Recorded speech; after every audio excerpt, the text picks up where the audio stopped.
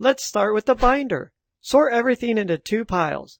Keep and recycle or toss. Get rid of the stuff you don't need and arrange what you have left into categories. Your teacher may have already told you the categories you should use.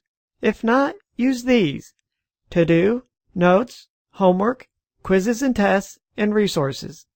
Create a tab divider for each category. It also helps to assign each class a color, so it's faster to find what you need when you're in a hurry. For example, if you assign green to science, then make both your science binder and your science notebook green. The next step is to clean your binder if you need to. Remember when you ate pizza while you were doing your homework last week? Wipe that dried food off it. Trust me, you'll feel better. Now use tab dividers to group your papers correctly. Now that your binder is clean and organized, make it a habit. Every time you are handed a paper, immediately file it in the right place. When you are finished with your homework, also file it in the right place. Add it to your checklist so you can double check at the end of the day. Now for the tough part, sustain. Stick with it. Otherwise, you might end up back in the land of lost assignments.